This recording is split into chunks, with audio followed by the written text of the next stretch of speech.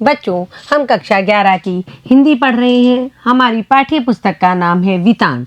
वितान के अंतर्गत आज हम प्रथम अध्याय शुरू कर रहे हैं, जो कि कुमार गंधर्व जी हमारे लेखक हैं, उनके द्वारा लिखा गया है। और हमारे पाठ का शीर्षक है भारतीय गायिकाओं में बेजोड़ लता मंगेशकर। बच्चों, लता मंगेशकर के नाम से आप सभी परिचित हैं।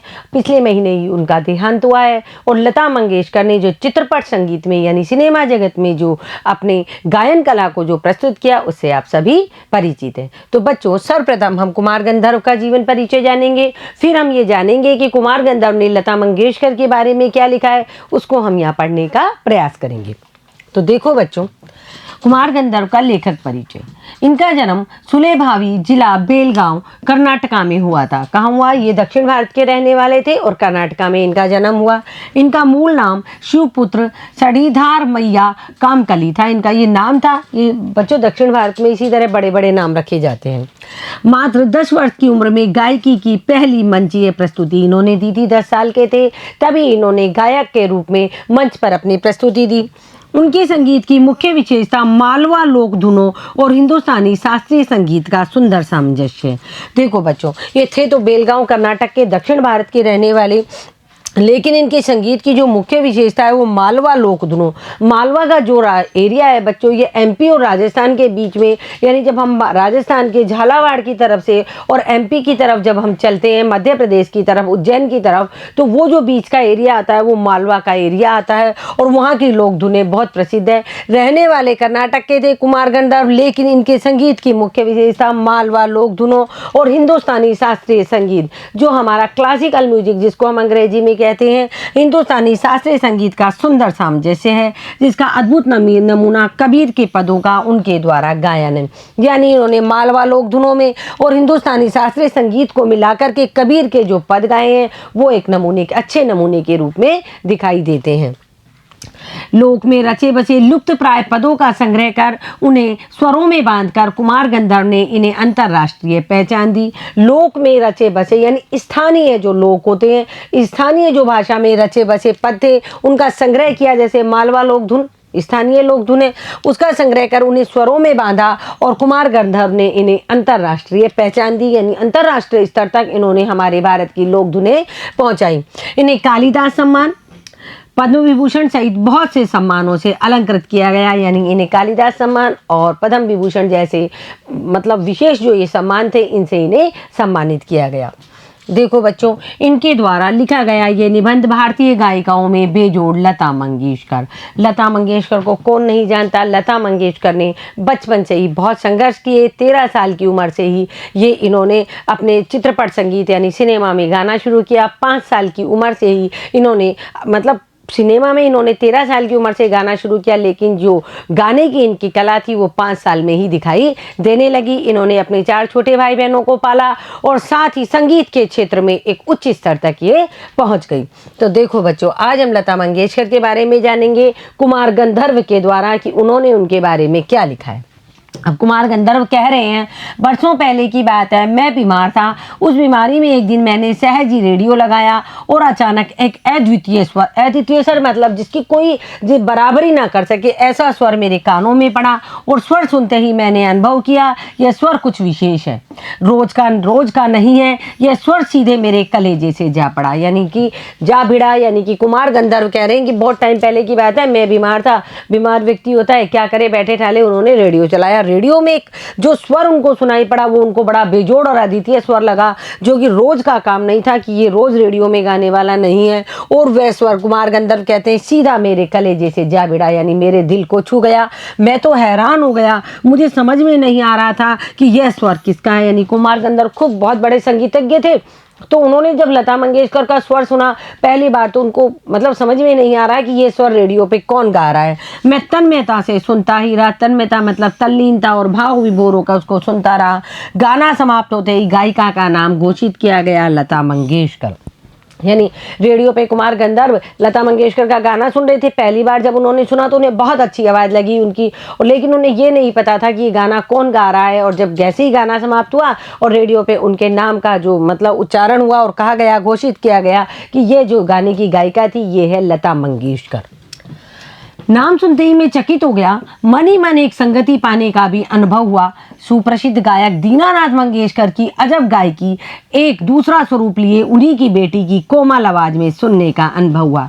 यानी कि कुमार गंधर्व थे जो दीनानाथ मंगेशकर से परिचित थे, लेकिन लता मंगेशकर जो उनकी बेटी थी उनसे उनका परिचय नहीं था। जैसे ही उन्होंने नाम सुना, नाम सुनते ही वो आश्चर्यचकित रह गए और मन ही मन सोच लिया कि मैं लता मंगेशकर की एक संगति यानी उनसे जरूर मिलूंगा। सुप्रसिद्ध गायक दीनानाथ मंगेशकर जो कि बहुत बड़े गायक थे, लता मंगेशकर के पिताजी, उनकी अजीब गायकी, उनकी जो गायकी थी आज एक दूसरा स्वरूप उन्हीं के रूप में आ गया है और उन्हीं की बेटी की कोमल आवाज़ सुनने का आज उन्हें कुमार गंधर्व को बहुत अच्छा अनुभव हुआ। मुझे लगता है बरसात के भी पहले के किसी चित्रपट का वह कोई गाना था, यानी कोई बरसात फिल्म थी, उसमें कोई चित्रपट का मतलब सिनेमा या फिल्म, मतलब उस बरसात फिल्म से पहले भी किसी, मतलब ये वाला गाना जो गाया गया ये बरसात फिल्म के पहले से गाया गया था। तब से लता निरंतर गाती चली आ रही है, यानी बरसात फिल्म के पहले से लता ने ये गाना गाया, तब से लता निरंतर गाती चली आ रही है और मैं भी उसका गाना सुनता आ रहा हूँ। यानी 13 साल की उम्र से चित्रपट संगीत में यानी सिनेमा के संगीत में लता गाती चली आ रही है और कुमार गंधर्व कह रहे हैं मैं भी उसका गाना सुनता चला आ रहा हूँ। लता के पहले प्रसिद्ध गायिका नूरजहाँ का चित्रपट संगीत में अपना जमाना था। देखो बच्चों, आज पहले लता मंगेशकर, किशोर कुमार, मोहम्मद रफ़ी, मुकेश, बहुत सारे गायक थे, लेकिन धीरे धीरे क्या होता है, सब अपनी जगह छोड़ते हुए चले जाते हैं और नए गायक आते चले जाते हैं। उसी प्रकार जब लता मंगेशकर ने गाना शुरू किया, उससे पहले चित्रपट संगीत में यानी सिनेमा जगत में नूरजहाँ नाम की एक गायिका थी, वो गाना गाया करती थी। परंतु उसी क्षेत्र में बाद में आई हुई लता उससे कहीं आगे निकल गई। आपने एक कहावत सुनी है, गुरुजी गुड़ रह गए और चेला जी चीनी हो गए, वही वाली बात है। उसी क्षेत्र में यानी संगीत के क्षेत्र में लता आई और नूरजहाँ को उन्होंने पीछे छोड़ दिया। कला के क्षेत्र में ऐसे चमत्कार कभी कभी दिख पड़ते हैं। आप देखते हो आजकल क्या है, नए नए कलाकार आते हैं, लेकिन पुराने मंझे हुए कलाकार होते हैं उनको पीछे छोड़ करके कई नए कलाकारों की जो अभिनय होता है, गायकी होती है या और कुछ काम होते हैं, वो ज़्यादा आगे निकल पड़ते हैं। जैसे प्रसिद्ध सितारिये विलायत खां अपने सितार वादक पिता की तुलना में बहुत ही आगे चले गए। सितारिये मतलब जो सितार वादक, जो सितार बजाते थे, प्रसिद्ध सितार वादक थे विलायत खां, वो अपने सितार वादक पिता की तुलना में बहुत आगे चले गए, यानी उन्होंने सितार बजाने में अपने पिता को भी पीछे छोड़ दिया। मेरा स्पष्ट मत है कि भारतीय गायिकाओं में लता के जोड़ की गायिका हुई ही नहीं। लता के कारण चित्रपट संगीत को विलक्षण लोकप्रियता प्राप्त हुई। देखो, यहाँ लेखक ये कहना चाहते हैं कि मेरा ये स्पष्ट मत है, वो अपना मत बता रहे हैं, बाकी और लोगों के बारे में उन्हें नहीं पता, लेकिन वो ये जानते हैं कि भारतीय गायिकाओं में, भारत में जितनी भी महिला गायिकाएं हुई हैं उनमें लता के जोड़ की कोई गायिका हुई नहीं। हालांकि लता की बहनें थी, उषा मंगेशकर थी, आशा भोसले थी, उनके बराबर में अनुराधा पौडवाल थी, यानी बहुत सारी गायिकाएं थी, अलका याग्निक जैसी गायिकाएं, लेकिन लेखक के अनुसार लता की जैसी गायिका आज से आज तक नहीं हुई। लता के कारण चित्रपट संगीत को यानी सिनेमा जगत का जो संगीत है, जो गीत गाने हैं सिनेमा जगत के, उनको विलक्षण यानी अद्भुत या अत्यंत दुर्लभ लोकप्रियता प्राप्त हुई। आप सबको पता है लता जी ने बहुत लंबे समय तक गाने गाए हैं, 60,000 से भी ज़्यादा गाने गाए हैं विभिन्न भाषाओं में, और उनके गाए हुए जो गाने हैं उनको कोई भी कॉपी यानी उनकी नकल नहीं कर सकता, और उसी के कारण चित्रपट संगीत को यानी सिनेमा जगत के संगीत को अत्यंत दुर्लभ लोकप्रियता प्राप्त हुई है। आपने देखा है कई फिल्में होती है जो अपनी कहानी की वजह की बजाय गाने जो गाए जाते हैं, संगीत जो गाया जाता है, संगीत की वजह से क्या हो जाती है, प्रसिद्ध हो जाती हैं। यही नहीं, लोगों का शास्त्रीय संगीत की ओर देखने का दृष्टिकोण भी एकदम बदला है। दृष्टिकोण मतलब देखने का ढंग। बच्चों, पहले के समय में क्या था, लोग शास्त्रीय संगीत सुनते थे जिसको क्लासिकल म्यूजिक कहते हैं, जिसमें स्वर के साथ गाया जाता है, जैसे आ करके वो जो गाते हैं सा रे गा मा पा धा नी सा। तो पहले लोग क्या करते थे, शास्त्रीय संगीत गाया करते थे, और सुनने वाले जो संगीत सुनते थे, जो संगीत में रुचि रखते थे, वो भी शास्त्रीय संगीत में रुचि रखते थे। लेकिन जैसे चित्रपट संगीत आया तो लोगों का शास्त्रीय संगीत की ओर से दृष्टिकोण बदल गया। आप एक बार बैठ करके थोड़ा शास्त्रीय संगीत सुनिए और एक किसी फिल्म का गाना सुनिए, आपका स्वतः ही मन उस फिल्म के गाने के जो ताल सुर लय उसमें चला जाएगा, और हम शास्त्रीय संगीत को एक साइड में छोड़ देंगे। शास्त्रीय संगीत को समझना बड़ा ही कठिन है। छोटी बात कहूँगा, लेखक कह रहे हैं पहले भी घर घर छोटे बच्चे गाया करते थे, पर उस गाने में और आजकल घरों में सुनाई देने वाले बच्चे के गानों में बड़ा अंतर हो गया है। आजकल के नन्हे मुन्ने भी स्वर में गुनगुनाते हैं। क्या लता इस जादू का कारण नहीं है? देखो, पहले भी बच्चे घरों में गाया करते थे तो बच्चों को क्या शास्त्रीय संगीत की शिक्षा दी जाती थी। पहले जब छोटे बच्चे गाया करते थे तो वो क्लासिकल म्यूजिक यानी शास्त्रीय संगीत गाया करते थे, और उस गाने में आजकल घरों में सुनाई देने वाले बच्चे के गाने में बड़ा अंतर हो गया। और आजकल के बच्चे आप देखते हो बहुत सारे टेलीविज़न पे जो शो टेलीकास्ट होते हैं उसमें छोटे छोटे बच्चे गाने लाइव कई बार दिखाते हैं, तो उसमें छोटे छोटे बच्चे गाना गाने आते हैं। तो उन गाने में जो बच्चे शास्त्रीय संगीत गाया करते थे पहले ज़माने के, और आजकल के बच्चे जो घरों में गाना गाते हैं या स्टेज पर जो मंचन करते हैं, उनमें बड़ा अंतर हो गया। आजकल के नन्हे मुन्ने भी स्वर में गुनगुनाते हैं। क्या लता इस जादू का कारण नहीं है? क्या मतलब जो लता है, लता जी ने जो चित्रपट संगीत यानी सिनेमा जगत के जो गाने गुनगुनाए, उन्हीं को बच्चे आज गुनगुना रहे हैं, क्योंकि उनमें बड़ी भारी मिठास है। कोकिला का स्वर निरंतर कानों में पड़ने लगे तो कोई भी सुनने वाला उसका अनुकरण करने का प्रयत्न करेगा। यानी लेखक यहाँ कहना चाहता है बच्चे आजकल के शास्त्रीय संगीत छोड़ करके, जैसे ही लता मंगेशकर ने क्या किया, चित्रपट संगीत को गाना शुरू किया, तो लोगों का मन शास्त्रीय संगीत से हट करके चित्रपट संगीत की तरफ चला गया है। आजकल के जो बच्चे हैं वो शास्त्रीय संगीत को छोड़ करके चित्रपट संगीत की ओर उन्मुख हो रहे हैं। उसका प्रमुख कारण है लता मंगेशकर, क्योंकि लता मंगेशकर के गाए हुए गानों का कौन अनुकरण करना नहीं चाहेगा, यानी उनके जैसे कौन गाना नहीं गाना चाहेगा। ये स्वाभाविक ही है, चित्रपट संगीत के कारण सुंदर स्वर मल्लिकाएं लोगों के कानों में पड़ रही है। मतलब ये तो स्वाभाविक है, अपने आप से पता चलता है। हम शास्त्रीय संगीत सुन रहे हैं एक तरफ, और एक तरफ हम चित्रपट यानी सिनेमा का संगीत सुन रहे हैं, तो बहुत मामूली सी बात है, मतलब कि हमारा जो ध्यान है वो चित्रपट संगीत की तरफ जाएगा। तो ये स्वाभाविक है, चित्रपट संगीत के कारण सुंदर स्वर मल्लिकाएं यानी जो गाने के स्वर हैं, जो राग है, जो लय है, जो ताल है, और जो ध्वनि जो वहाँ बज रही है, वो सब लोगों के कानों पर पड़ती है, तो लोगों को बहुत अच्छा लगता है। संगीत के विविध प्रकारों से उनका परिचय हो रहा है। पहले देखो, पहले जब शास्त्रीय संगीत था उसमें हारमोनियम, तबला, ढोलक ये बजते थे, लेकिन आज का जो चित्रपट संगीत है उसमें आप देखो ना, कितने सारे इंस्ट्रूमेंट लेकर के लोग बैठे रहते हैं कि हमको नाम भी नहीं पता होता।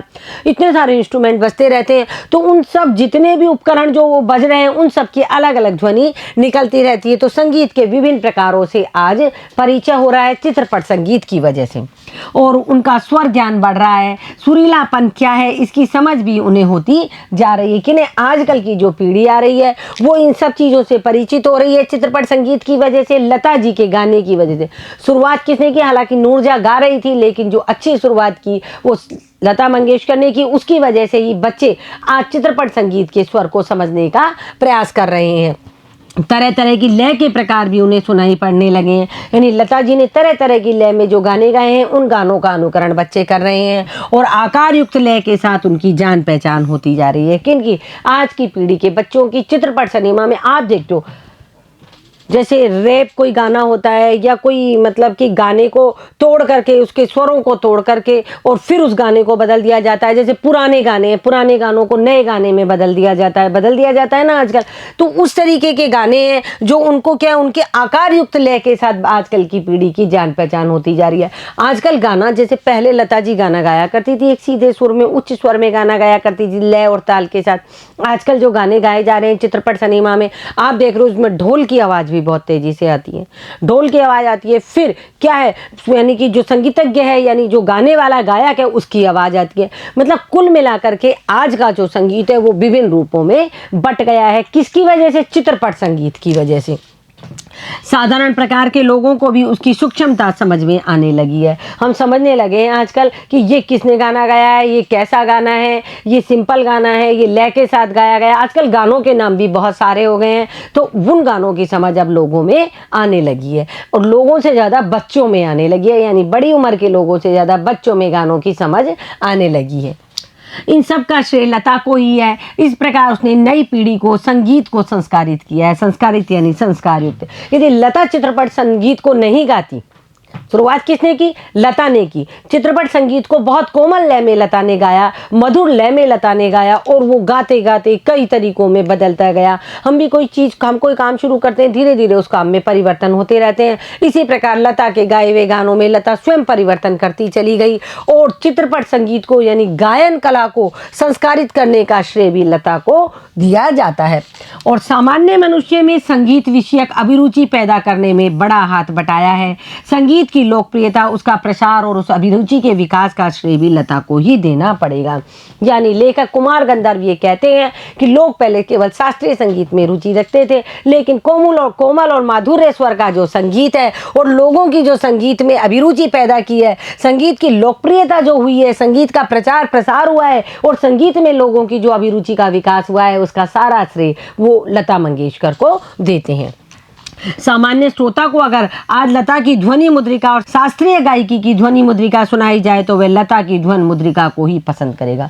एक सामान्य श्रोता है, उसको हमने बैठा दिया, एक तरफ हम उसको शास्त्रीय संगीत सुना रहे हैं, दूसरी तरफ हम उसको लता के गाए हुए गाने सुना रहे हैं, तो स्वतः ही सामान्य सी बात है, वो लता के गाए हुए गानों को पसंद करेगा। गाना कौन से राग में गाया गया और ताल कौन सा था, यह शास्त्रीय बोरा इस आदमी को सहसा मालूम नहीं रहता। उसे इससे कोई मतलब नहीं कि राग मालकोश था और ताल त्रिताल। उसे तो चाहिए वह मिठास जो उसे मस्त कर दे, जिसका वह अनुभव कर सके और वह स्वाभाविक ही है। यानी शास्त्रीय संगीत सुनाने बैठा दिया हमने, एक तरफ हम उसको चित्रपट संगीत सुना रहे हैं लता का गाया हुआ।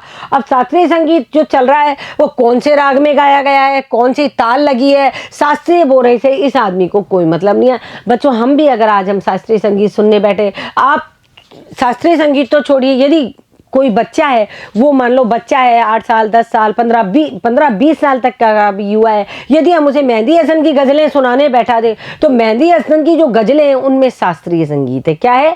शास्त्रीय संगीत है। और एक तरफ हम उनको पंकज उदास की गज़लें सुनाना शुरू कर दे तो यानी पंकज उदास की गज़ल है, अनूप जलोटा के जो भजन है, और इसके अलावा जगजीत सिंह की जो गज़ल है, और एक तरफ मेहंदी हुसैन की गज़ल है। यदि हम मेहंदी हुसैन की गज़ल सुनाएंगे तो वो शास्त्रीय संगीत से मिलती जुलती है, जबकि पंकज दास है, जगजीत सिंह है, इनकी गज़लें यदि हम सुनाते हैं, अनूप जलोटा के यदि हम भजन सुनाते हैं तो उनमें हल्का लुक चित्रपट संगीत का आता है, तो लोग उसको सुनना ज़्यादा पसंद करेंगे। क्यों? क्योंकि जो मेहंदी हसन की गज़ल है उसमें शास्त्रीय संगीत का पुट है। तो शास्त्रीय संगीत में क्या होता है, आदमी को यही नहीं पता चलता कि कौन सा राग गाया गया है, कौन सी ताल है, और वो ज़्यादा इसमें रुचि भी नहीं दिखाई देता। उसे कोई मतलब नहीं होता कि राग है जो मालकेसा है, मालकोस है या ताल से ताल है, उसे तो बस केवल मिठास चाहिए, स्वर की जो तुकबंदी है वो उसे चाहिए। सुनने वाले को सदैव स्वर की तुकबंदी अच्छी लगती है और जो उसे मस्त कर दे, जिसका वह अनुभव कर सके, समझ सके, जिस चीज को वे व्यक्ति समझ सके, उसी में व्यक्ति मस्त होएगा। और यह स्वाभाविक है, यानी बहुत स्वाभाविक सी बात है कि जो चीज़ मन को अच्छी लगे, जो मधुर लगे, जो हमारे दिल और दिमाग को प्रसन्न कर दे, वो गायन हमें पसंद आएगा। क्योंकि जिस प्रकार मनुष्यता हो तो वह मनुष्य है, वैसे ही गानपन हो तो वह संगीत है। और लता का कोई भी गाना लीजिए, उसमें 100% यह गानपन मौजूद मिलेगा। अब लेखक कहते हैं, जो मनुष्य होगा, जिसके अंदर मनुष्यता होगी, यानी जिसके अंदर मानवता होगी, वही मनुष्य होगा। यानी मान लो कोई मनुष्य है और वो पशु की तरह क्रूर व्यवहार कर रहा है, तो हम उसे मनुष्य नहीं कह सकते। यदि उसके अंदर मनुष्यता, मानवता है तो वह मनुष्य है। उसी प्रकार यदि गानपन है, यानी मनुष्यता से मिलाया गया है गानपन को, यानी गाने में लय है, गाने में मधुरता है, गाने में मिठास है, तो वह संगीत है। और लता का ही गाना लीजिए, उसमें तो 100% गानपन है, यानी 100% माधुर्यता है और कोमलता है। लता की लोकप्रियता का मुख्य मर्म यह गानपन ही। लता की लोकप्रियता का मुख्य मर्म यानी मुख्य कारण क्या है? मर्म का मतलब मुख्य कारण क्या है? यह गानपन है। गानपन क्या है कि उसकी जो गायन में, लता के गायन में क्या है? माधुर्यता है, कोमलता है, सुकोमलता है, मिठास है। लता के गाने की एक और विशेषता है उसके स्वरों की निर्मलता। लता के गाने की और क्या विशेषता है? उसके स्वरों में बड़ी निर्मलता है। बच्चों, हम शास्त्रीय संगीत सुनने बैठते हैं, उसमें जब सारा गामा पाधा निशा को सुनते हैं तो स्वर है जो बहुत ऊंचे लय में चले जाते हैं। यानी एक ही स्वर को गाने में जो व्यक्ति गा रहा है उसे कम से कम 1 मिनट का समय दे देता है। इतना आजकल के लोगों के पास ना तो समय है, ना कानों को ये चीज़ें अच्छी लगती है। लेकिन लता जब गाती है तो बड़ी निर्मलता से उन स्वरों को साध लेती है और साध करके तुरंत भाव से गा करके 3 या 4 मिनट में, जो शास्त्रीय संगीत में जो गाना हमारा 3 घंटे में खत्म होता है, वही गाना चित्रपट संगीत में कोमलता और स्वरता के साथ में 3 मिनट में खत्म हो जाता है। तो हम कौन सा गाना सुनना पसंद करेंगे? 3 मिनट वाला गाना सुनना पसंद करेंगे। तो लता के गाने की एक और क्या विशेषता है? उसके स्वरों की निर्मलता। उसके पहले की पार्श्व गायिका नूरजा भी एक अच्छी गायिका थी। यानी लता से पहले जो पार्श्व गायिका थी, पार्श्व का मतलब होता है जो पर्दे के पीछे से जो फिल्मों में गाने गाते हैं, तो लता भी पार्श्व गायिका थी। तो उससे पहले जो नूरजा गाने गाती थी चित्रपट संगीत के लिए, इसमें संदेह नहीं है। तथापि उसके गाने में एक मादक उत्तान दिखाई देता था। कई लोग गाना गाते हैं तो हम उस गाने के ऊपर झूमने लगते हैं, हमें अच्छा लगता है। कई लोग मीठे स्वर से गाना गाते हैं तो हम पता नहीं किस जगह पहुंच जाते हैं उस गाने के साथ साथ उस गाने की सुर लहरी में। जहां वो गाना गाया जा रहा है, जहां उसका मतलब निकल रहा है, हम अपने दिल और दिमाग से वहीं पहुंच जाते हैं। उसी प्रकार नूरजा क्या थी? नूरजा का जो गाना था उसमें एक मादक उत्तान दिखाई पड़ता था, लेकिन लता के स्वरों में कोमलता और मुग्धता थी। यानी लता के जो स्वर हम सुनते हैं, लता के गाए हुए गीत हम जब सुनते हैं तो हम क्या हो जाते हैं? हमारा मन मुग्ध हो जाता है और वो हमारे अपने गाने से, यानी लता हमें अपने गाने से क्या कर लेती है? मोहित कर लेती है। ऐसा दिखता है कि लता का जीवन की ओर देखने का जो दृष्टिकोण है वही उसके गायन की निर्मलता में झलक रहा है। यानी व्यक्ति जैसा करता है बच्चों, वैसा ही उसके भाव प्रकट होकर के बाहर आते हैं। यदि हम बहुत क्रूर हैं तो हम अंदर से क्रूर है तो हम बाहर अपना मन मानवता नहीं दिखा सकते, कोमलता नहीं दिखा सकते। लेकिन हमारा हृदय बहुत कोमल है और हम किसी के प्रति दया का भाव रखते हैं तो हम बाहर क्रूरता नहीं प्रकट कर सकते। अगर हम करना भी चाहें तो वो हमारे ऊपर शोभा नहीं देता है। उसी प्रकार लता का जो गाना है वो निर्मलता है। क्या है? लता के गाने में निर्मलता है। तो इससे पता चलता है कि लता के जीवन का देखने का दृष्टिकोण भी कोमल है, निर्मल है और माधुर्य है। संगीत दिग्दर्शकों ने उसके स्वर की इस निर्मलता का जितना उपयोग कर लेना चाहिए था उतना नहीं किया।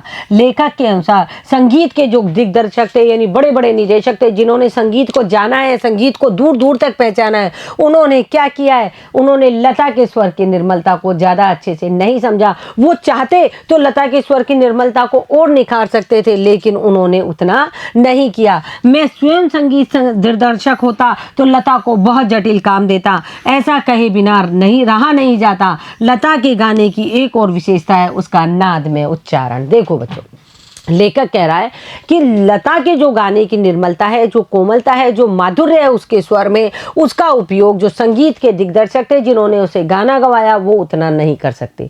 चाहते तो वो संगीत को और निखार सकते थे लता के को, लेकिन उनसे ये सब नहीं हुआ। लेखक कहता है मैं स्वयं संगीत दिग्दर्शक होता, यदि मैं संगीत का दिग्दर्शक होता लता के साथ में, तो लता को थोड़ा जटिल काम देता, थोड़ा नहीं बहुत जटिल काम देता। और ऐसा कहे बिना रहा नहीं जाता है। मतलब मैं अगर लता को मैं होता हूँ दिग्दर्शक संगीत का लता के साथ, तो लता को और जटिल काम देता ताकि लता के माधुर्य यानी उसके गानपन में और अधिक निखार आता।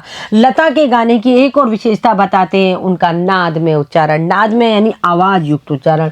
नाद जो शब्द है बच्चों, ये ध्वनि से संबंधित शब्द है। यानी कि जो वो गा रही हैं उस गाने में जो उनका नाद में आवाज युक्त उच्चारण है, उसकी वो भी एक उसकी विशेषता है। उसके गीत के किन्हीं 2 शब्दों का अंतर स्वरों के आलाप द्वारा बड़ी सुंदर रीति से बना रहता है और ऐसा प्रतीत होता है कि वे दोनों शब्द विलीन होते होते एक दूसरे में मिल जाते हैं। अब देखो लेखक यहाँ क्या कह रहे हैं, उसके गीत के किन्हीं 2 शब्दों का अंतर, यानी गीत में जब हम 2 शब्द गा रहे हैं, मैं चला, मैं एक शब्द है और चला दूसरा शब्द है, इन 2 शब्दों का अंतर स्वरों के आलाप द्वारा, जब मैं के जो स्वर है और चला के जो स्वर है, इन दोनों को आलाप के द्वारा, यानी संगीत की एक ये विधा है आलाप, इसके द्वारा सुंदर रीति से भरा रहता है। यानी मैं और चला के जो स्वर है, यानी 2 शब्द ले लिए हमने, मैं और चला। मैं तो चला, मान लो एक गाना है उनका मैं तो चला, तो इन जो दोनों तीनों शब्दों के जो स्वर है उनकी जो आलाप है वो स्वर क्या है, आपस में मिल जाते हैं। क्या करते हैं? आपस में मिल जाते हैं। उनका अंतर स्वरों के आलाप द्वारा बड़ी सुंदर रीति से भरा रहता है और ऐसा प्रतीत होता है कि वो दोनों शब्द, दोनों तीनों जितने भी शब्द हैं वो आपस में विलीन होते होते एक दूसरे में मिल जाते हैं। यानी लता जब गाना गाना शुरू करती है, लता का हम कोई भी गाना सुने, आज आप घर जा करके सुनिए, आपको प्रतीत होगा उसके जितने भी शब्द है वो एक शब्द दूसरे शब्द में विलीन होते हुए प्रतीत हो रहे हैं। यानी एक शब्द दूसरे शब्द को जोड़ रहा है सुर, लय और ताल के द्वारा। ये बात पैदा करना बड़ा कठिन है, परंतु लता के साथ यह बात अत्यंत सहज और स्वाभाविक हो बैठी है। यानी शब्दों को विलीन करना, आलाप के द्वारा शब्दों का जो अंतर होता है वो स्वरों के आलाप द्वारा बड़ी सुंदर रीति से भरा रहता है। हर शब्द के अंदर स्वर होते हैं और उनके अंदर आलाप भरा रहता है, और ऐसा प्रतीत होता है लता जब गाती है तो दोनों शब्द विलीन होते होते एक दूसरे में मिल जाते हैं। यानी अलग अलग शब्द होते हैं, हर शब्दों में स्वर होते हैं, लेकिन लता जब उन शब्दों को गाती है तो सारे शब्दों के स्वर आपस में मिल करके एक मधुर आवाज़ निकलती है। लेकिन इस बात को पैदा करना बड़ा कठिन है कि एक शब्द के स्वर दूसरे शब्द के स्वरों में मिलाना बहुत कठिन है, लेकिन लता के साथ ये अत्यंत सहज है। लता इसे बहुत सहजता से एक दूसरे शब्दों को विलीन कर देती है और यह स्वाभाविक हो बैठी है। ऐसा माना जाता है कि लता के गाने में करुण रस विशेष प्रभावशील रीति से व्यक्त होता है। देखो बच्चों, लता ने जो गाना गाए हैं वो सारे कोमलता माधुर्यता से भरे हुए गाए हैं, उसके स्वरों में निर्मलता है। लेकिन कहीं कहीं जिनको हम सैड सॉन्ग कहते हैं, क्या कहते हैं, सैड सॉन्ग, यानी करुणा से भरे हुए स्वर, यानी कई उन्होंने गीत ऐसे गाए हैं जो करुणा से भरे हुए हैं। तो ऐसे माना जाता है कि लता के गानों में करुण रस, ये रस का एक प्रकार है। करुण रस है जो दुखी होकर के, करुण रस है जो एक प्रभावशाली रीति से व्यक्त हुआ है। पर मुझे खुद ये बात नहीं पड़ती, यानी लेखक ही कहता है मुझे ये बात जमती नहीं है कि लता के द्वारा गाए जो गाने हैं जिनके अंदर करुण रस पाया जाता है, लेकिन कई गाने लता के ऐसे हैं जो करुण रस से ओतप्रोत है। मेरा अपना मत है कि लता ने करुण रस के साथ उतना न्याय नहीं किया, बजाय इसके मुग्ध श्रृंगार की अभिव्यक्ति करने वाले मध्य या द्रुतलय गाने लता ने बड़ी उत्कटता से गाए हैं। अब देखो लेखक क्या कहता है, लोग कहते हैं कि लता के गाने में करुण रस भी है, यानी हृदय को द्रवित करने वाले हैं, हृदय को जो मन को जो दुखी हो जाते हैं, दुखी होकर के जो मन से गाने निकलते हैं वो लता ने गाए हैं। लेकिन लेखक कहता है कि मेरा ये मत नहीं है, मैं इस बात को नहीं मानता हूँ। लता ने जितने भी करुण रस के गाने गाए हैं वो लता पर ज़्यादा अच्छे फिट नहीं बैठते हैं। क्यों? क्योंकि लता ने करुण रस के साथ न्याय नहीं किया। क्यों नहीं किया? क्योंकि लता का जो मन है, लता जो है जो गाती है वो कोमलता माधुर्यता के साथ में गाती है, तो कोमलता और माधुर्यता में तो, और उसमें करुण रस के साथ ये मिलते नहीं है। माधुर्य और कोमलता सदैव श्रृंगार रस का अनुभव कराते हैं, यानी कि लता के जितने भी गाने हैं वो श्रृंगार रस से भरे हुए हैं, ना कि वियोग रस के करुण रस से भरे हुए। हाँ, हालांकि गाए हैं लता ने करुण रस के गाने, लेकिन लेखक के अनुसार माधुर्य रस के, यानी कि श्रृंगार रस के जो गाने माधुर्य और कोमलता के साथ लता ने गाए हैं वो ज़्यादा अधिक है। और मेरी लेखक की राय में लता के ऊपर करुण रस के गाने फिट भी नहीं बैठते हैं। लता ने उनके साथ उतना न्याय नहीं किया, बजाय इसके मुग्ध श्रृंगार की अभिव्यक्ति को करने वाले मध्य या द्रुतलय के गाने लता ने बड़ी उत्कटता, यानी बहुत इच्छा से, अंदर की जो इच्छा होती है उससे गाने गाए हैं। तो लेखक के अनुसार लता जो है मुग्ध श्रृंगार की अभिव्यक्ति को प्रकट करती है। लेखक के अनुसार मेरी दृष्टि से उसके गायन में एक और कमी है। देखो बच्चों, कमियां हर किसी में होती हैं। यहाँ कुमार गंधर्व बहुत बड़े संगीतज्ञ हैं और उन्होंने लेखक हमारी जो गायिका लता मंगेशकर है उसके गाने में एक कमी बताई है। हालांकि वो ये कमी लता की नहीं बता रहे हैं, जिन दिग्दर्शकों ने लता के साथ ये कमी छुड़वाई है उसके बारे में यहाँ पर हमारे ये लेखक बता रहे हैं। तथापि यह कहना कठिन होगा कि इसमें लता का दोष कितना है, यानी इसमें लता का ज़्यादा दोष नहीं है। जो कमी लता की है उसमें लता का दोष नहीं है। और संगीत दिग्दर्शकों का दोष कितना, लता का गाना सामान्यतः ऊंची पट्टी में रहता है। मतलब लेखक ये कह रहा है लता के गानों में कुछ कमी है, लेकिन इसमें लता का दोष नहीं है। जिन्होंने लता से गाना गवाया है, यानी दिग्दर्शक संगीतज्ञ जो भी गाना गवाते हैं चित्रपट सिनेमा में, उनका दोष कितना है ये हम देखते हैं। लता का जो गाना होता है सामान्यतः ऊंची पट्टी पर, ऊंची राग में, ऊंची आवाज़ में गवाया जाता था। गाने में संगीत दिग्दर्शक उसे अधिकाधिक ऊंची पट्टी में गवाते हैं और उसे अकारण ही चिल्वाते हैं। यानी लेखक यहाँ कहना चाहता है लता चाहे तो अपने कंठ से मधुर गीत गा सकती है, यानी अपनी आवाज़ से, अपने दिल दिमाग से वो गा सकती थी। लेकिन जो संगीत के दिग्दर्शक थे, जो फिल्में बनाते हैं, जो चित्रपट संगीत में उनसे गाने गवाते हैं, वो उसे अधिकाधिक ऊंची पट्टी में गवाते हैं, यानी ऊंचे सुर में। कौन से सुर में? ऊंचे सुर में गवाते हैं और उसे अकारण ही चिल्वाते हैं, यानी फिर वो तेज तेज मतलब आवाज़ को ऊंची ले जा करके और गाने को गाती है। एक प्रश्न उपस्थित किया जाता है कि शास्त्रीय संगीत में लता का स्थान कौन सा है। मेरे मत से यह प्रश्न खुद ही प्रयोजनहीन है, यानी निरुद्देश्य, बिना अर्थ के। यदि हम ये देखें चित्रपट संगीत में लता का बहुत बड़ा स्थान है, यदि हम एक प्रश्न यहाँ ये डाल दें कि शास्त्रीय संगीत में लता का कौन सा स्थान है, लता ने शास्त्रीय संगीत में क्या किया है, तो मेरे मत से ये खुद बिना निरुद्देश्य, बिना अर्थ का प्रश्न है। आवश्यक नहीं है कि जो व्यक्ति चित्रपट सिनेमा जो संगीत को गा रहा है, जो संगीत को समझ रहा है, जो लय और ताल को समझ रहा है, आवश्यक नहीं है कि वो शास्त्रीय संगीत को भी गाए। उसका कारण यह है कि शास्त्रीय संगीत और चित्रपट संगीत में तुलना हो ही नहीं सकती। शास्त्रीय संगीत और चित्रपट संगीत दोनों में तुलना नहीं हो सकती। शास्त्रीय संगीत को समझने की हमें अच्छी समझ चाहिए होती है। शास्त्रीय संगीत को समझने के लिए हमें समय देना होता है। उसके ताल, लय, राग सब है जो बहुत ही क्लिष्ट होते हैं, जबकि जो चित्रपट सिनेमा संगीत है वो मधुर और माधुर्यता से भरा हुआ होता है। जहाँ गंभीरता शास्त्रीय संगीत का स्थायी भाव है। देखो बच्चों, हम कोई भी चीज़ को गाते हैं तो उसमें गाते हैं, सुनते हैं, देखते हैं, तो हमारे अंदर स्थायी भाव, अनुभव, या आपने अलंकार शास्त्र में ये आपने आपका जो मतलब कि अलंकार है, जो काव्य है, जो ध्वनि है, काव्य शास्त्र में आपने ये पढ़ा होगा, काव्य शास्त्र में रस पढ़े होंगे आपने, तो उसमें आपने पढ़ा होगा स्थायी भाव, अनुभाव, ये सारे संचारी भाव, ये सारे पढ़े होंगे। उसी प्रकार जो गंभीरता शास्त्रीय संगीत का स्थायी भाव है। शास्त्रीय संगीत का स्थायी भाव क्या है? गंभीरता। यदि हम चित्रपट सिनेमा संगीत को देखते हैं, उसमें हम नृत्य भी करते हैं, उसमें हम झूमने भी लगते हैं, उसमें हम करुण रस की तरफ भी चले जाते हैं, यानी हम दुखी भी हो लेते हैं, सारी चीज़ें आ जाती है। लेकिन शास्त्रीय संगीत जो है केवल गंभीरता का घोतक है, उसमें हमें गंभीर होकर के उस रागों को गाना पड़ता है। वहीं जलदलय और चपलता चित्रपट संगीत का मुख्य गुणधर्म है। आप देखो, शास्त्रीय संगीत और चित्रपट संगीत दोनों बिल्कुल अलग अलग है।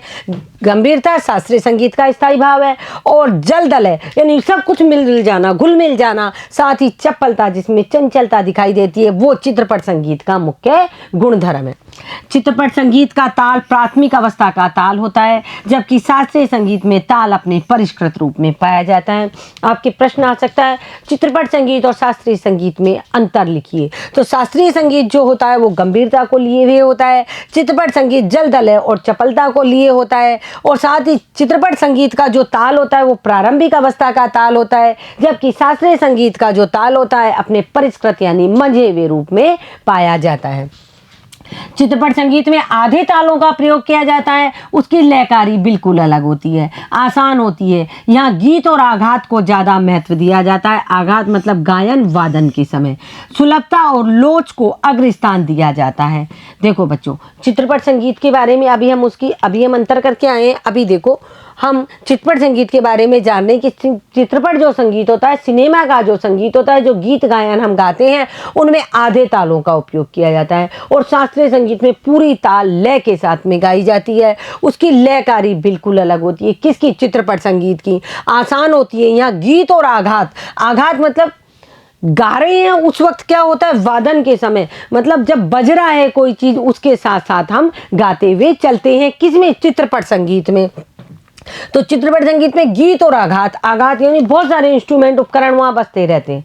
आपने देखा है ना फिल्मों में, मतलब आप देखते हो जो बड़े बड़े जो गायक होते हैं, गीत गा रहे होते हैं, किसी स्टेज पे मंचन कर रहे होते हैं, तो बहुत सारे वाद्य यंत्र बज रहे होते हैं। जबकि शास्त्रीय संगीत में या तो सितार होगा, या इसके अलावा तबला, ढोलक और जो भी छोटे और वाद्य यंत्र होते हैं, पुराने जो बांसुरी वगैरह, ये बजती थी। लेकिन यहाँ चित्रपट संगीत में गीत और आघात को ज़्यादा महत्व दिया जाता है। सुलभता और लोच, सुलभता यानी जो सहज भाव से कोई काम हो जाए, जो लोच हो, जिसके अंदर कोमलता हो, उसको अग्र स्थान दिया जाता है। किसमें? चित्रपट संगीत में। तथापि चित्रपट संगीत गाने वाले को शास्त्रीय संगीत की उत्तम जानकारी होना आवश्यक है, और वह लता के पास निसंशय है। देखो बच्चों, जो लोग चित्रपट संगीत गाते हैं, आप देखो छोटे छोटे बच्चे जब स्टेज पे गाना गाने आते हैं, जो बहुत अच्छा गाते हैं, वो बच्चे घर में पहले शास्त्रीय संगीत सीखते हैं। उसी प्रकार अगर लता चित्रपट संगीत को कोमलता, माधुर्यता के साथ में गाती थी, तो इसमें यह है कि शास्त्रीय संगीत की भी उसे उत्तम जानकारी थी, इसमें कोई संशय नहीं है। यानी कि लता ने जब चित्रपट संगीत गाना शुरू किया, तो उससे पहले उसने शास्त्रीय संगीत की भी शिक्षा प्राप्त की। बिना शास्त्रीय संगीत, बिना सुरों के ज्ञान के हम चित्रपट संगीत भी नहीं गा सकते हैं। तीन साढ़े तीन मिनट के गाए हुए चित्रपट के किसी गाने का और एकाध खानदानी शास्त्रीय गायक की 3 साढ़े 3 घंटे की महफिल, इन दोनों का कलात्मक और आनंदात्मक मूल्य एक ही है। देखो बच्चों, एक तरफ शास्त्रीय संगीत है, एक तरफ चित्रपट संगीत है। 3 साढ़े 3 मिनट के गाए हुए चित्रपट के किसी गाने का, चित्रपट का सिनेमा का जो गाना है वो ज़्यादा 3 minute 4 minute 5 minute maximum 6 minute तक का होता है, और एकाध खानदानी शास्त्रीय संगीत की 3 साढ़े 3 घंटे की महफिल। और एक तरफ यदि हम शास्त्रीय संगीत की महफिल लगा दें तो 3 साढ़े 3 घंटे उसमें लग जाएं। इन दोनों का कलात्मक और आनंददायक मूल्य एक जैसा है। जो शास्त्रीय संगीत को समझ रहे हैं उनको 3 साढ़े 3 घंटे 3 मिनट के बराबर लगेंगे, लेकिन जो चित्रपट संगीत को समझते हैं वो शास्त्रीय संगीत में बैठने को 3 साढ़े 3 घंटे को अपना एक अमूल्य समय बर्बाद करना मानेंगे, और वो चित्रपट संगीत को सुनने में रुचि रखेंगे। वहाँ उनको उतना ही आनंद आएगा चित्रपट में, और इधर शास्त्रीय संगीत को समझने वालों को 3 साढ़े 3 घंटे भी 3 मिनट के बराबर लगेंगे। यानी दोनों का कलात्मक और आनंदात्मक मूल्य एक जैसा ही है, ऐसा मैं मानता हूँ। किसी उत्तम लेखक का कोई विस्तृत लेख जीवन के रहस्य का विशद रूप में वर्णन करता है तो वही रहस्य छोटे से सुभाषित का या नन्ही सी कहावत में सुंदरता और परिपूर्णता से प्रकट हुआ भी दृष्टिगोचर होता है। सुभाषित मतलब उत्तम ढंग से कहा हुआ। अब देखो लेखक क्या कहना चाह रहे हैं। भाई हम 3 साढ़े 3 घंटे शास्त्रीय संगीत में अपने खराब करना तो नहीं कहेंगे, अपने अगर बिताते हैं उससे बेटर है, उससे बढ़िया है हम 3 साढ़े 3 मिनट का या 6 मिनट का चित्रपट संगीत सुन करके अपने मन को मुग्ध कर ले। जिस प्रकार कोई अच्छा लेखक एक विस्तृत लेख लिखता है, बहुत बड़ा लेख लिखता है, और कोई जीवन के रहस्य का उसमें विशद रूप से वर्णन करता है, यानी जीवन के रहस्य का उसमें बहुत बड़ा वर्णन कर देता है, उसी प्रकार कोई अन्य लेखक छोटे से वही रहस्य छोटे से यानी उत्तम ढंग से कहा जाए, सुभाषित उत्तम ढंग से कह करके नन्ही सी कहावत में सुंदरता और परिपूर्णता से प्रकट हुआ भी दृष्टिगोचर होता है। यानी कि लेखक यहाँ कहना चाहता है, मान लो कोई कहानी है, उसको एक लेखक ने उसको बड़ा बहुत भारी उपन्यास के रूप में लिख दिया, लेकिन दूसरे लेखक ने उसी रहस्य को उसी कहानी को छोटी सी कहावत के रूप में उत्तम रूप से कह दिया, तो वह ज़्यादा अच्छा लगता है, यानी कि वह ज़्यादा सुंदर और परिपूर्ण लगता है। तो इसी प्रकार यदि हम शास्त्रीय संगीत की बजाय हम चित्रपट संगीत को यदि हम सुनते हैं 3 साढ़े 3 मिनट में 3 साढ़े 3 घंटे की बजाय, तो वो भी हमारे लिए बहुत अच्छी बात है। आगे देखो, उसी प्रकार 3 घंटों की रंगदार महफिल का सारा रस लता की 3 मिनट की ध्वनि मुद्रिका में आस्वादित किया जा सकता है। यानी लेखक कहता है आप 3 साढ़े 3 घंटे जहाँ शास्त्रीय संगीत सुन रहे हैं उसकी जगह आप 3 मिनट लता का गाना सुनिए। आप 3 घंटों की उस रंगदार महफिल का सारा रस किस में ले लेंगे? उस 3 मिनट में लता की 3 मिनट की ध्वनि मुद्रिका में, यानी लता ने जो 3 मिनट का गाना गाया है उसकी जो ध्वनि मुद्रिका है उसमें वो रस आस्वादित यानी लिया जा सकता है। उसका एक एक गाना एक संपूर्ण कलाकृति होता है। लता का गाया हुआ एक एक गाना एक संपूर्ण कलाकृति है। स्वर, लय, शब्दार्थ का वहाँ त्रिवेणी संगम है। लता के गाए हुए हर गाने में स्वर है, लय है और शब्दार्थ है। इन तीनों का एक संगम पाया जाता है जिसे हम त्रिवेणी, लेखक यहाँ त्रिवेणी संगम कह रहे हैं। और महफिल की बेहोशी उसमें समाई रहती है। जैसे हम 3 घंटे की शास्त्रीय संगीत की महफिल हो, मेहंदी हुसैन के गज़लों की महफिल हो, उसमें हम 3 साढ़े 3 घंटे में जिस तरह उन्मुक्त हो जाते हैं और मतलब उसके हमारे अंदर जो संगीत है वो भर जाता है, वो केवल 6 मिनट में। और महफिल की बेहोशी किस में समाई रहती है? उस 3 मिनट के गाने में। वैसे देखा जाए तो शास्त्रीय संगीत का क्या और चित्रपट संगीत क्या, अंत में रसिक को आनंद देने की सामर्थ्य किस गाने में कितना है, इस पर उसका महत्व ठहराना उचित है।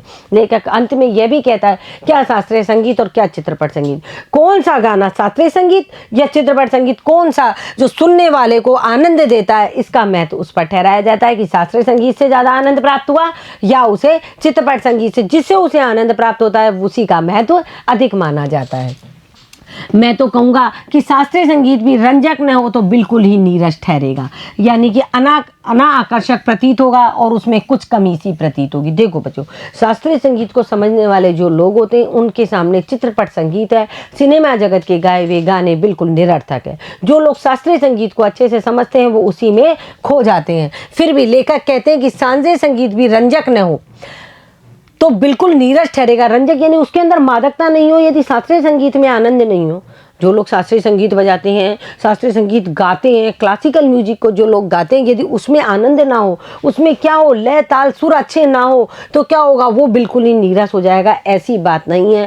पहले हमारे चलाई शास्त्रीय संगीत करता था, तानसेन जैसे बड़े बड़े राग दरबारी जो संगीतज्ञ थे वो पैदा हुए थे। उन्होंने बच्चों इस तरीके के राग बजाए थे कि वो जैसे बारिश राग बजाते थे, अग्नि राग बजाते थे, दीपक राग बजाते थे। मतलब उनके शास्त्रीय संगीत के जो राग थे उनसे दीपक स्वतः जल उठते थे, बारिश होने लगती थी, बादल घिराते थे। तो इस तरीके का शास्त्रीय संगीत था। तो लेखक कहते हैं शास्त्रीय संगीत में यदि आनंद ना हो तो वह बिल्कुल नीरस हो जाएगा और अनाकर्षक प्रतीत होता है और उसमें कुछ कमी सी हमको मालूम होगी। गाने में जो गानपन प्राप्त होता है वह केवल शास्त्रीय बैठक के पक्केपन की वजह से, ताल सुर के निर्दोष ज्ञान के कारण नहीं, बल्कि गाने की सारी मिठास, सारी ताकत उसकी रंजकता पर मुख्यतः अवलंबित होती है। रंजकता का मतलब है उसके आनंद पर, जो व्यक्ति को आनंद पहुंचा सके। यानी शास्त्रीय संगीत में क्या होता है, शास्त्रीय संगीत में हम बैठ गए और बैठ करके कोई शास्त्रीय संगीत के बहुत पक्के अच्छे गायक हैं तो उनके पक्केपन की वजह से ताल सुर का जो निर्दोष ज्ञान है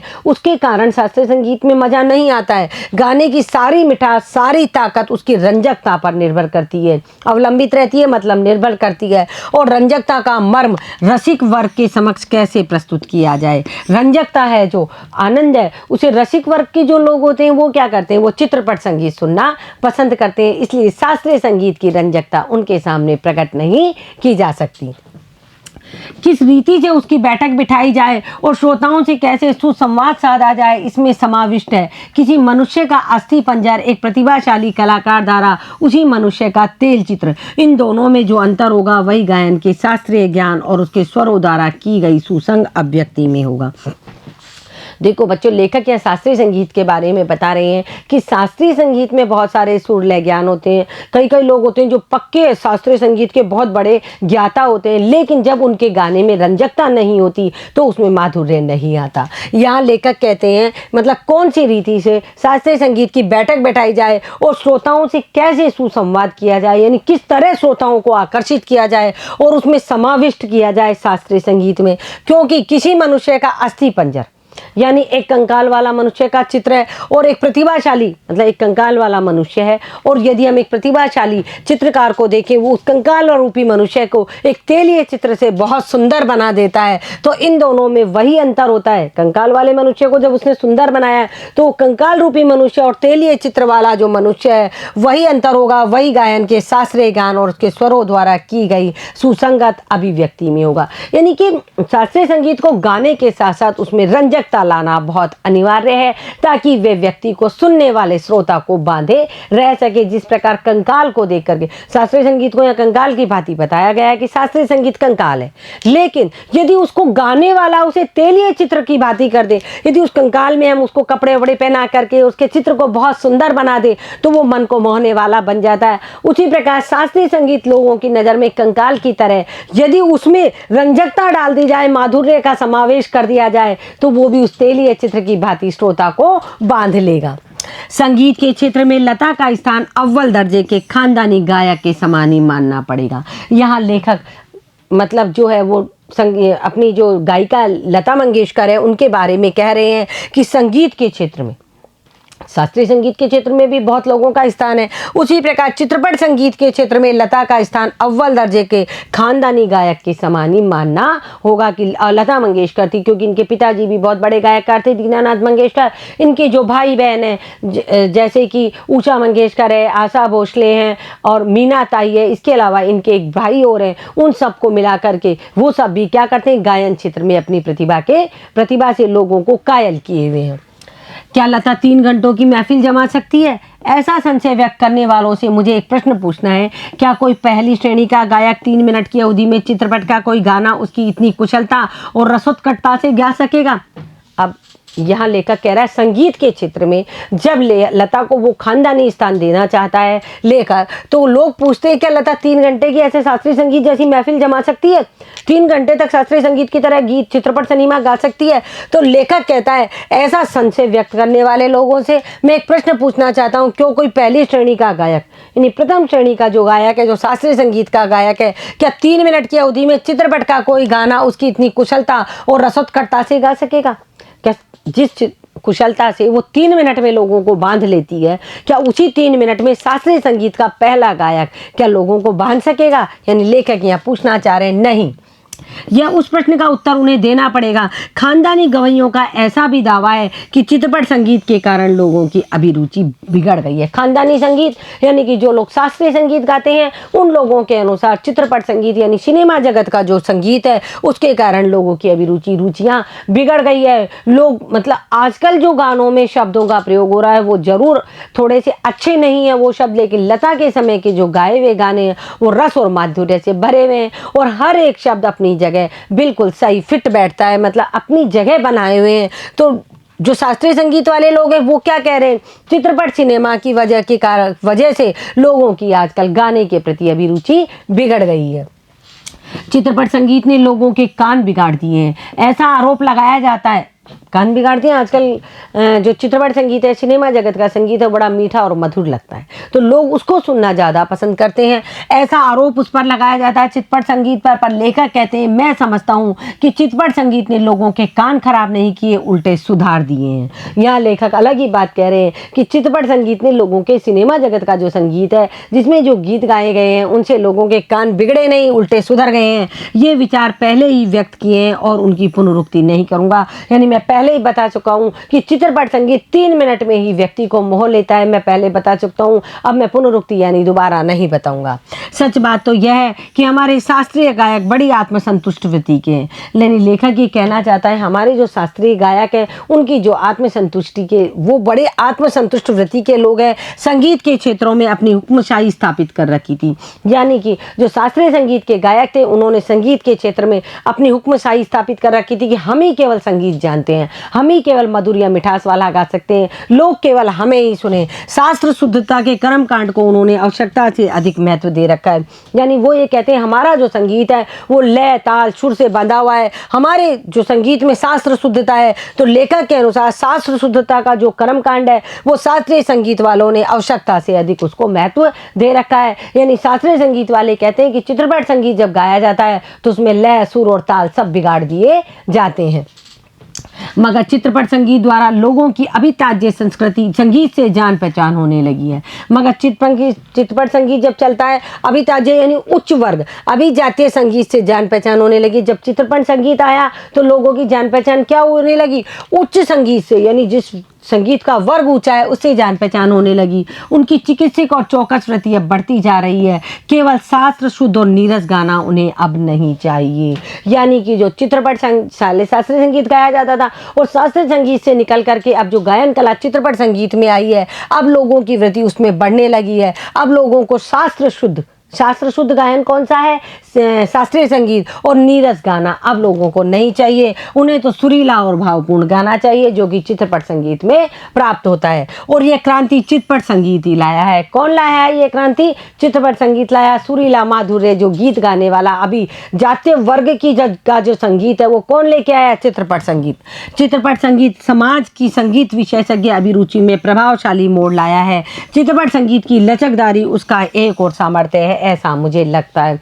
बच्चों इसमें एक प्रश्न बनता है, चित्रपट संगीत की विशेषताएं लिखिए। तो आप ये लिखोगे कि चित्रपट संगीत है जो क्या है, यह सुरीला और भावपूर्ण होता है। ये क्रांति क्या है, सुरीला और भावपूर्ण की जो क्रांति है ये चित्रपट संगीत के क्षेत्र में लेकर आया है। चित्रपट संगीत समाज का संगीत विषयक अभिरुचि में प्रभावशाली मोड़ लाया है। चित्रपट संगीत की लचकदारी उसका एक और सामर्थ्य है, ऐसा लेखक को लगता है। उस संगीत की मान्यताएं, मर्यादाएं, झंझट सब कुछ निराली है। कौन से संगीत की? चित्रपट संगीत की जितनी भी मान्यताएं, मर्यादाएं, जितनी भी झंझटें सब निराले हैं, शास्त्रीय संगीत से बिल्कुल अलग है। चित्रपट संगीत का तंत्र ही अलग है, या नवनिर्मित की बहुत गुंजाइश है। चित्रपट संगीत का सारा तंत्र है जो बिल्कुल अलग है। चित्रपट संगीत अपने आप में बहुत महत्वपूर्ण संगीत है और ये नवनिर्मित की यहाँ बहुत गुंजाइश है। हर दिन एक नया इसमें प्रयोग हो रहा है। जैसा शास्त्रीय रागदारी का चित्रपट संगीत दिग्दर्शकों ने उपयोग किया है, उसी प्रकार जैसे शास्त्रीय रागदारी शास्त्रीय संगीत में जो रागदारी गाते हैं उसका चित्रपट संगीत के दिग्दर्शकों ने शास्त्रीय संगीत को भी, देखो बच्चों आपने देखा कई बार अपन कोई गाना चित्रपट संगीत का सुनते हैं, बीच में उसमें शास्त्रीय संगीत के सुर आ जाते हैं। उसी प्रकार जो संगीत के दिग्दर्शक थे उन्होंने शास्त्रीय संगीत को किसको किया है, रागदारी का, शास्त्रीय रागदारी का चित्रपट संगीत दिग्दर्शकों ने उपयोग किया है। उसी प्रकार राजस्थानी, पंजाबी, बंगाली प्रदेश के लोकगीतों के भंडार को भी उन्होंने खूब लूटा है। यानी चित्रपट संगीत है उसके अंदर दिग्दर्शकों ने क्या किया है, संगीत दिग्दर्शकों ने शास्त्रीय संगीत भी डाला है। साथ ही बीच बीच में उन्होंने राजस्थानी, पंजाबी, बंगाली प्रदेश के लोकगीतों के भंडार को भी उन्होंने खूब लूटा है। ये हमारे ध्यान में रहना चाहिए, धूप का कौतुक करने वाले पंजाबी लोकगीत, रुक्ष और निर्जल राजस्थान में पर्जन्य की याद दिलाने वाले गीत, पहाड़ों की घाटियों, खोरों में प्रतिध्वनित होने वाले पहाड़ी गीत, ऋतु चक्र समझाने वाले और खेती के विविध कामों का हिसाब लेने वाले कृषि गीत और ब्रजभूमि में समाविष्ट सहज मधुर गीतों का अतिशय मार्मिक व रसानुकूल उपयोग चित्रपट क्षेत्र के प्रभावी संगीत दिग्दर्शकों ने किया है। अब देखो बच्चों, लेखक यहाँ क्या कहना चाहते हैं, लेखक यहाँ कहना चाहते हैं भाई संगीत के दिग्दर्शक है वो चित्रपट संगीत में उन्होंने शास्त्रीय संगीत को लेने के साथ साथ जो लोकगीत है राजस्थानी, पंजाबी, बंगाली, इन लोगों का भी ये इस तरीके के यहाँ जो लोकगीत है उनको भी, उनके भंडार को भी उन्होंने खूब लूटा है, यानी उनके भंडार को भी उन्होंने चित्रपट सिनेमा में स्थान दिया है। और ये हमारे ध्यान में रहना चाहिए, धूप का कौतुक करने वाले पंजाबी लोकगीत, रुक्ष और निर्जल राजस्थान में, रुक्ष यानी रूखे और बिना जल के राजस्थान में पर्जन्य की याद दिलाने वाले गीत, पहाड़ों की घाटियां, देखो राजस्थान के रुक्ष और पर्जन्य, पंजाब की धूप और इसके साथ ही पहाड़ों की घाटियां, ये सब क्या है, खोरों में प्रतिध्वनित होने वाले, यानी गीत को गा करके फिर वापस से जो ध्वनि आती है उसे प्रतिध्वनि कहते हैं, टकरा करके जो आवाज़ वापस आती है। पहाड़ी गीत, ऋतु चक्र को समझने वाले, और खेती जब करते हैं तो उन दिनों में विविध प्रकार के गीत गाए जाते हैं, उन कामों का हिसाब लेने वाले जो कृषि गीत होते हैं। ब्रजभूमि यानी कृष्ण से संबंधित समाविष्ट सहज मधुर गीत जितने भी होते हैं, आपने देखा है कृष्ण के ऊपर भी चित्रपट सिनेमा में बहुत सारे गीत बनते हैं। अतिशय मार्मिक और रसानुकूल उपयोग चित्रपट क्षेत्र के प्रभावी संगीत दिग्दर्शकों ने किया है, यानी चित्रपट संगीत के जितने भी दिग्दर्शक थे उन्होंने जितने भी लोकगीत हैं उन सबको लिया है। खेती से संबंधित, तीज त्योहारों से संबंधित जितने भी गीत हैं, इसके अलावा उन्होंने ब्रजभूमि यानी कृष्ण से संबंधित जितने भी गीत हैं उन सब गीतों का समावेश किसमें किया है, चित्रपट संगीत में किया है, और आगे भी करते रहेंगे। थोड़े में कहूँ तो संगीत का क्षेत्र विस्तृत है, यानी चित्रपट संगीत है जो केवल एक छोटा संकीर्ण दायरा नहीं है। चित्रपट संगीत के अंदर सारी लोक धुनें हैं, यानी पूरे भारत में जितने भी लोकगीत हैं उन सबको चित्रपट में समाया गया है। साथ ही जो भी कृषि गीत है, ब्रजभूमि के गीत है, ये सारे गीत भी चित्रपट संगीत में समाये गए हैं। तो चित्रपट संगीत का जो क्षेत्र है वो बहुत ही विस्तीर्ण क्षेत्र है। वहां अब तक अलक्षित, असंशोधित और अदृष्टिपूर्व ऐसा खूब बड़ा प्रांत है तथा भी बड़े जोश से इसकी खोज और उपयोग चित्रपट के लोग करते चले आ रहे हैं। देखो, अलक्षित जो नहीं देखा गया है, अदृष्टिपूर्व जिस पर लोगों की दृष्टि न पड़ी हो, जो चित्रपट संगीत का जो क्षेत्र है उसके बारे में कहा गया है। वहाँ अब तक अलिखित जो नहीं देखे गए हैं, असंशोधित या अदृष्टिपूर्व जिस पर लोगों की दृष्टि नहीं पड़ी, ऐसा खूब बड़ा प्रांत है। अभी हमारे यहाँ बहुत सारी चीज़ें ऐसी है जो लोगों ने देखी नहीं है या जिस पे लोगों की दृष्टि नहीं गई है, और तथा भी बड़े जोश से इसकी खोज की जा रही है। यानी चित्रपट संगीत के अंदर और प्रयोग किए जा रहे हैं कि किस तरह इसको और सुरीला और मधुर बनाया जाए, और उपयोग चित्रपट के लोग ये करते चले आ रहे हैं। फलस्वरूप चित्रपट संगीत दिनों दिन अधिक विकसित होता जा रहा है। आप देख रहे हो शास्त्रीय संगीत है उसमें भी बहुत सारे प्रयोग अनुप्रयोग हो रहे हैं, लेकिन चित्रपट संगीत है वो बहुत अधिक विस्तृत होता जा रहा है।